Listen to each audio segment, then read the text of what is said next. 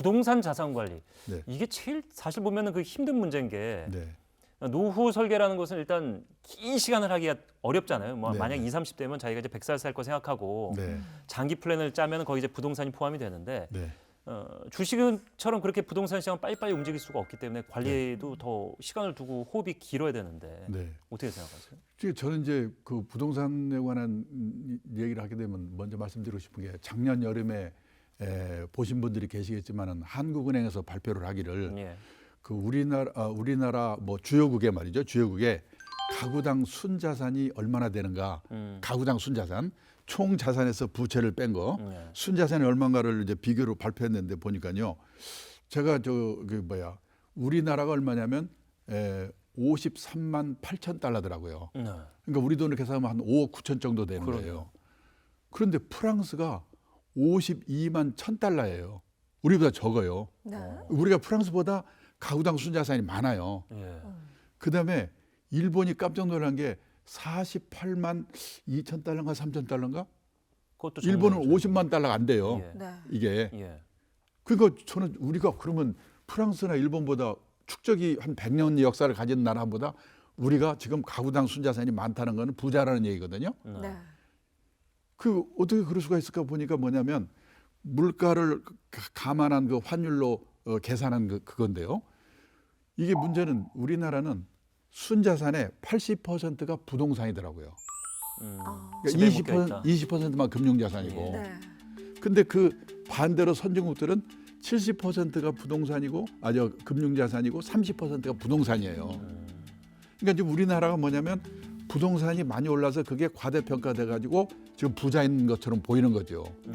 그런데 앞으로 계속 부동산이 가만히 있거나 그대로 올라가면 상관이 없는데 저는 이제 이럴 때 비교를 해보는 게 뭐냐면 우리와 고령화 사회가 한 20년쯤 앞서가고 있고 그다음에 같은 농경 문화로 집에 대한 애착이 아주 강한 나라거든요. 네. 그 나라의 30년 전의 부동산과 지금의 부동산을 비교를 해보면 우리도 그렇게 될 가능성이 매우 큰데. 일본을 매우 말씀하시는 거죠? 매우 예. 큰데 그 30년 전에는 일본도 그러니까 1990년 기준으로 보면 전체 그 가계 자산 중에서 부동산의 비중이 그때 60%였어요. 근데 지금은 몇 퍼센트냐면 30%예요. 네. 이게 그러니까 그래서 일본이 30년 동안에 부동산의 비중이 60%였던 거가 지금 30%로 바뀌었는데 왜 바뀌었는가 이유를 따져보니까 앞으로 우리도 그렇게 될 가능성이 상당히 크다. 그렇게 될 때 우리는 어떻게 될 건가? 네. 저는 그 대비를 해야 되겠구나 그런 생각을 해요. 예. 그래서 왜 그렇게 됐는가를 제가 따져보니까 첫째가 뭐냐. 지난 30년 동안에 일본의 집값, 땅값이 계속 특별한 군데 몇 군데 빼고는 떨어졌어요. 그게 첫째 이유예요. 네. 떨어지면 비율이 줄지 않겠습니까? 예. 둘째는 뭐냐면 집 없으면 어때? 빌려 살면 되는 거지? 우리처럼 집에 한이 맺혀 있잖아요. 패러다임이 바뀌었다. 예, 예, 예. 일본은 집에 네, 대한 패러다임. 그다음에 세 번째는 뭐냐면 혹시 약간 자기는 돈의 여유가 있어서 사는 집 말고 한 채 집이 있거나 또는 가게 같은 거 갖고 있다 가지고 세를 놓는다. 그 사람이 세를 안 내? 못 내보내요. 선진국은 세입자의 권리가 너무 세기 때문에 소송해야 돼요. 골치 아파요. 근데 사실은 지금 보면 우리도 그렇게 갈 가능성이 매우 크잖아요. 그러려고 이제 정부가 노력을 하고 있고. 예.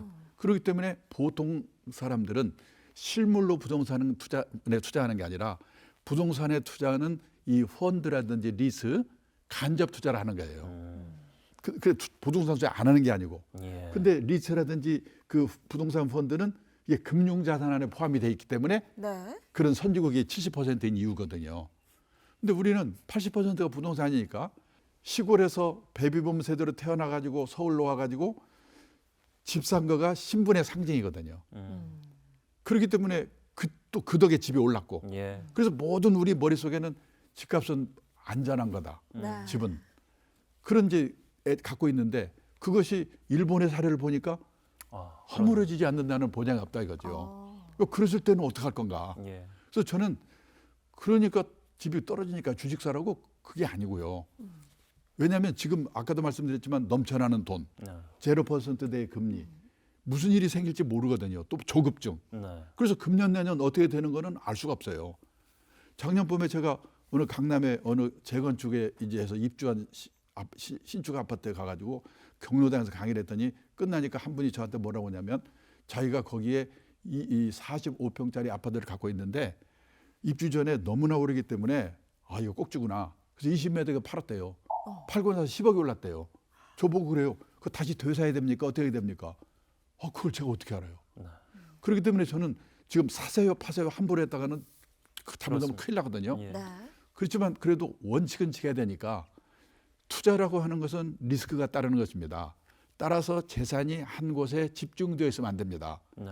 갖고 계신 재산이 100% 부동산에 몰빵되어 있으시다면 그 부동산이 오를 때 오를 망정 우선 10% 20%라도 금융자산을 가지세요. 예. 그리고 나이가 들어가면서 금융자산의 비중을 높여가셔야 됩니다. 네. 네. 그래서 환갑 나이쯤 되면 한 반반 정도는 돼야지 하우스푸어에 염려가 없다 이거죠. 예. 실제로요. 제 동경 수도권에 우리 말하면 경기도죠. 살고 있는 제 친구가 있는데 28평짜리 아파트에 살고 있는데 그 아파트를 1984년도에 우리 돈으로 1억 2천만 원에 샀는데 3억 6천까지 세 배 예. 올랐어요. 네. 지금 3천만 원, 4천만 원이에요. 근데 그 친구는 아무 걱정 안 하는 게 뭐냐면 빚이 없어요. 근데 우리나라는 이 가계 부채가 많거든요. 예. 네. 그러면 만약에 일본과 같은 집가 하락 현상이 나타난다면 우리나라의 하우스 푸어는 큰일 나죠. 큰일 나죠. 예. 그래서 저는 이 사고 팔고는 지금 잘 모르겠다. 네. 그렇지만은 원칙은 지켜야 된다. 80% 평균이 지금 거기에 집중돼 있으니까 부동산에 사람에 따라서는 100% 플러스 빌린 돈까지 들어가 있을 거 아닙니까? 그런 거는 걱정을 하셔야 된다 이거죠. 예. 네, 제가 말씀드리고 싶은 거는. 네. 저희가 이제 노후 설계 차원에서 말씀을 드리고 있다.